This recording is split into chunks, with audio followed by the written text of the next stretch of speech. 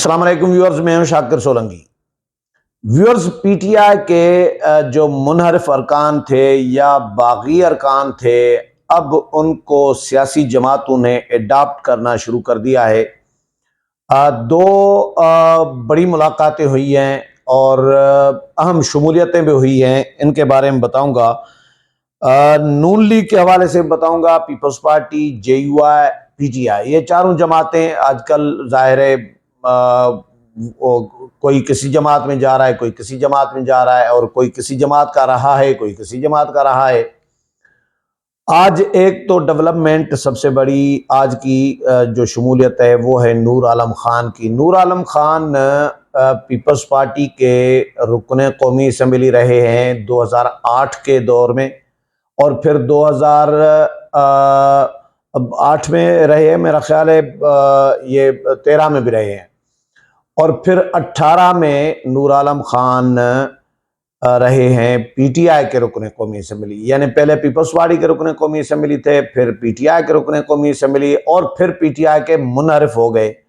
उसके बाद पीडीएम की हुकूमत के इत्तेहादी बने, और पीडीएम ने इनको पब्लिक अकाउंट्स कमेटी, जो कौमी असम्बली का सबसे बड़ा इदारा होता है एहतसाब का, उसका चेयरमैन बना दिया था नूर आलम खान को। तो आज फिर खबर ये आई है कि नूर आलम खान ने जमीयत उलमा इस्लाम को ज्वाइन कर लिया है, जेयूआई को, और जेयूआई का डेलीगेशन के साथ मुलाकात की है।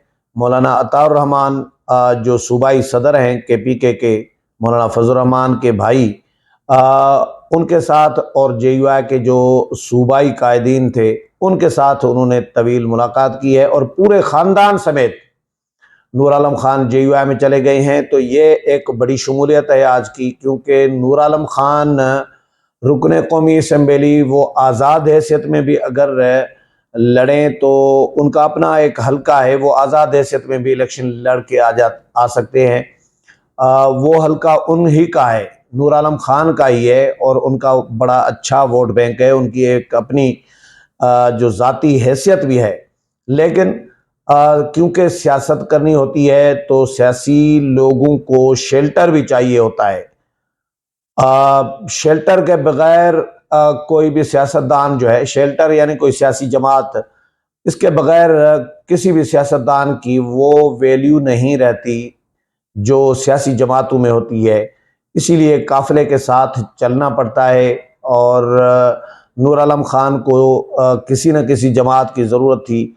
हालांकि नूर आलम खान का जो मेरे भी बहुत अच्छा ताल्लुक़ है नूर आलम खान के साथ, लेकिन नूर आलम खान का मिजाज जो है वो जेयूआई का बन सकता है, क्योंकि पीपल्स पार्टी का मिजाज तहम्मुल सियासत में बड़ा पीपल्स पार्टी से ज़्यादा शायद ये नून लीग और पीटीआई में तो बिल्कुल नहीं है, तो नून लीग से भी ज़्यादा पीपल्स पार्टी में बर्दाश्त है। तो नूर आलम खान एक संजीदा किस्म के इंसान है।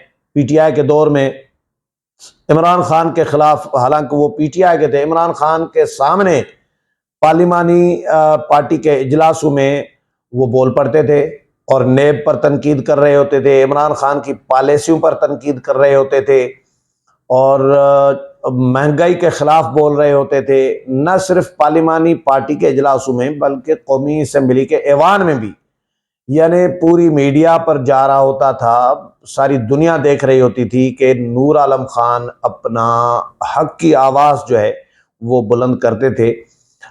वो पार्टी पॉलिसी की इसको खिलाफ वर्जी समझते थे इमरान खान, और फिर बकौल नूर आलम खान के कि नेब को इमरान खान ने हिदायत जारी की थी कि नूर आलम को रगड़ा देना है। तो नूर आलम खान को तंग भी करने की कोशिश की गई थी, लेकिन वो अपने मौक़िफ़ से कभी पीछे नहीं हटे। महंगाई के ख़िलाफ़, अवाम के मसाइल पर मुसलसल आवाज़ उठाते थे। तो इनका मिजाज जेयूआई का भी बन सकता है, ये इनका मिजाज पीपला भी है, लेकिन नून लीग का शायद वो न बन सके, या पीटीआई का मिजाज तो बिल्कुल भी नहीं था। नूर आलम खान ने पीपल्स पार्टी छोड़कर शायद गलती की थी, भटक गए थे, मेरा ख्याल है। पीटीआई में जो गए थे उस वक़्त तो ज़ाहिर है जहाज़ भर भर कर पीटीआई को दिए जा रहे थे इलेक्टेबल्स के, तो नूर आलम खान के साथ भी ऐसा ही कुछ हुआ होगा। हालांकि नूर आलम खान कहता है कि भाई मेरे बाप दादा से जो मुझे मिल्कियत मिली है, हिस्सा मिला है, वो अब उस मेरी जो अभी मिल्कियत है मौजूद है, ये जब उससे कम है, यानी मेरी मिल्कियत बढ़ी नहीं है, उल्टा कम हुई है। ये वो दावा करते हैं और पब्लिक अकाउंट्स कमेटी में नेब को चैलेंज करते थे कि भाई आप लाएं ना मेरे खिलाफ सबूत। मेरे अगर फर्ज करें 200 रुपये मिले थे या 200 एकड़ ज़मीन थी, तो वो अगर उसमें से 20, 40, 50 एकड़ कम हुई होगी, तो फिर जो कम हुई है तो वो आप मुझे बराबर करके दे। तो नूर आलम खान ने कहा कि मैं किसी बड़े ओहदे पर, सरकारी ओहदे पर नहीं रहा और न ही मैंने कोई माल बनाया है, तो मेरी तो उल्टा आमदन से जायद असासे नहीं बल्कि कम हुए आमदन से भी। तो ये नूर आलम खान की क्रेडिबिलिटी भी है अपनी, और अच्छा एक रवैया लोगों के साथ, अच्छा बर्ताव लोगों के साथ, पार्लियामेंटेरियंस के साथ, सियासतदानों के साथ, मीडिया के साथ, अपने वोटर्स के साथ रहा है। तो जेयूआई ने उनको शमूलियत को वेलकम किया है मौलाना अताउर रहमान ने, और बाज़ाब्ता तौर पर उन्होंने प्रेस कॉन्फ्रेंस की है पेशावर में, नूर आलम खान और मौलाना अताउर रहमान ने, जिसमें उन्होंने ऐलान किया है जेयूआई में शमूलियत का। दूसरी अहम शमूलियत कुछ दिन पहले हुई थी, लेकिन उसके बाद एक और मुलाकात भी हुई है गुज़श्ता रात, वो है फैसल वावडा की। फैसल वावडा भी इमरान खान के बागी मेंबरान में शामिल हैं। वो वफाकी वजीर रहे पानी के, और इमरान खान के दौर में, और इमरान खान के करीबी तरीन जो लोग समझे जाते थे उनमें फैसल वाडा का शुमार किया जाता था। और लेकिन बाद में जो इमरान खान की हरकतें थी, इमरान खान ने जो इकदामात किए, जो रियासत दुश्मनी इमरान खान की जब सामने आई, जब रियासती इदारों के ख़िलाफ़ इमरान खान ने जो कुछ किया, तो उसके बाद फिर इन्होंने बगावत कर ली थी। और सबसे पहले फैसल वाडा निकल आए थे सामने और उन्होंने कहा था कि भाई, और फैसल ये गलत हो रहा है, इमरान खान गलत कर रहा है, और हमने इनको मना किया था लेकिन वो बाज नहीं आए, तो मैं इमरान खान से रास्ते अलग करता हूँ। तो ये फैसल वाडा के लिए फिर ये तअस्सुर था कि ये जी इस्टेब्लिशमेंट के आदमी हैं, और इसीलिए ये इनको इस्टेब्लिशमेंट ने ही कहा है। ये पीटीआई के हामियों की जानिब से एक तअस्सुर दिया गया। चलो इस्टेब्लिशमेंट का अगर फ़र्ज़ करें इस्टेब्लिशमेंट का आदमी है, इस्टेब्लिशमेंट का कौन आदमी नहीं है सियासत में? मुझे कोई एक बंदा बताएं जो इस्टेब्लिशमेंट की मर्जी के बगैर सियासत कर रहा हो, कोई भी, किसी भी जमात का। मैं नाम तो किसी का नहीं लूंगा, लेकिन ये सब इस्टेब्लिशमेंट के आशीर्वाद के साथ चल रहे होते हैं, इस्टेब्लिशमेंट की मर्जी से जीत कर आ रहे होते हैं। जो इस्टेब्लिशमेंट के खिलाफ बोलता है, मौलाना फजल रहमान ने 2018 में उनके साथ क्या किया गया उनको भी पता चल गया, मौलाना को भी।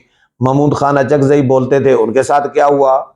असफंदियार वली या शेरपाओ, ये उनके साथ क्या हुआ। जो इस्टेब्लिशमेंट के खिलाफ सियासत करेगा तो वो जाहिर है वो फिर पार्लियामेंट से आउट ही रहेगा। और इसलिए इस्टेब्लिशमेंट वाला ये कोई अब पाकिस्तान की सियासत में अब ताना नहीं रहा सियासतदानों के लिए। तो फ़र्ज़ करें अगर इस्टेब्लिशमेंट का आदमी है, तो आसिफ अली जरदारी से मुलाकात ये क्या जाहिर कर रही है? ये तो नून लीग के लिए झटका है। नून लीग अभी तक तो माहौल जो बना हुआ था नून लीग के लिए बना हुआ था कि जी नून लीग हुकूमत में आ रही है, मरकज में, ये इस तरह की बातें की जा रही थी। लेकिन नून लीग में अभी तक कोई बड़ी हाई प्रोफाइल शमूलियत मैंने नहीं देखी। हाँ, बलूचिस्तान में कुछ लोग शामिल हुए, लेकिन जो नेशनल लेवल के, जो वफाकी लेवल के कोई हाई प्रोफाइल शख्सियात शामिल हुई हों, जहांगीर तरीन है, अलीम खान है, अब ये भी इन नून लीग में तो नहीं गए, इन्होंने अपनी पार्टी बना ली। नून लीग वहीं की वहीं खड़ी है। पीपल्स पार्टी में लोग, नए लोग जा रहे हैं। फैसल वाडा ने ऐलान तो नहीं किया, लेकिन आसिफ अली जरदारी से बिलावल हाउस कराची में मुलाकात की है। गुज़श्ता रात तस्वीर भी आई उसकी, वायरल भी हुई मीडिया पे। लेकिन कभी इम्कान इस बात का है कि वो भी पीपल्स पार्टी में जाएंगे। तो ये, और फिर सरफराज बुगटी साहब, सरफराज बुगटी वजीरे वफाकी वजीर दाखिला थे, निगरान, उन्होंने रिज़ाइन करके पीपल्स पार्टी में शमूलियत अख्तियार कर ली। तो ये जो चीज़ें शमूलियतें हो रही हैं, या कुदूस बिजंजो वो भी पीपल्स पार्टी में चले गए थे। हाँ, जाम कमाल और उनके कुछ साथी नून लीग में ज़रूर गए हैं, लेकिन कुद्दूस बिज़न जो भी मैटर कर रहा है वो भी बलूचिस्तान की सियासत पे छाया हुआ है और बड़ा असर रसूख रखता है। 2 मरतबा वज़ीर आला रहा है, तो कुद्दूस बिज़नजो ने भी आसिफ अली जरदारी को वो भी प्यारे हो गए और फिर सरफराज बुगटी। अब ये लोग जो हैं इनके बारे में इस्टेब्लिशमेंट का होने का तसर है कि इस्टेब्लिशमेंट इनको जहां इशारा करती है ये वहीं चल पड़ते हैं। तो ये अगर पीपल्स पार्टी में जा रहे हैं तो फिर क्या जाहिर हो रहा है, फिर तो ये हवाओं का रुख तो तब्दील होता हुआ मुझे नजर आ रहा है कि मैं ये भी नहीं कह रहा कि कोई नून लीग को कोई कुछ नहीं मिलने वाला, लेकिन ये दोनों जमातें, मेरा ये ख्याल है कि दोनों जमातों को अपना अपना हिस्सा मिलेगा। पीटीआई को कल मैंने व्लॉग में बताया था कि पीटीआई को शाह महमूद कुरैशी की क़यादत में कुछ हिस्सा मिलेगा यकीनी तौर पर, लेकिन माइनस इमरान ही होगा। इमरान खान के रिहाई का कोई इम्कान नहीं है। अलीमा खान ने खुद कहा है कि आज भी कहा है कि इमरान खान जो हैं चेयरमैन पीटीआई जो हैं बानी चेयरमैन पीटीआई, वो जेल से रिहा होते हुए बाहर आते हुए मुझे नज़र नहीं आ रहे। तो ये डेवलपमेंट्स सियासत में चलती रहेंगी और चलती रहती हैं, लेकिन इलेक्शन करीब आने की वजह से जो हाई प्रोफाइल लोग जो साइड पर बैठे हुए थे, इंतज़ार कर रहे थे, इशारे का इंतज़ार शायद कर रहे थे, तो लग ऐसा रहा है कि उनको इशारा हो चुका हुआ है कि अब आप इस तरफ जाएं, अब आप इस तरफ जाएं। कुछ को पीपल्स पार्टी में भेजा जा रहा है या कुछ को नून जेयूआई में भेजा जा रहा है, लेकिन नून लीग में अभी तक हाई प्रोफाइल कोई शख्सियत नहीं आई। वो इसलिए शायद कि नून लीग के पंजाब में असर रसूख ज़्यादा है, तो पंजाब में नून लीग के अपने कैंडिडेट्स पूरे हैं और इसलिए शायद नून लीग फोकस भी शायद नहीं है नून लीग का कि कोई इलेक्टेबल्स उनको चाहिए, क्योंकि उनके पास पंजाब में इलेक्टेबल्स पूरे हैं। उम्मीद है प्रोग्राम पसंद आया होगा। अगले प्रोग्राम में फिर मुलाकात होगी, तब तक इजाज़त चाहता हूँ। अल्लाह हाफिज़।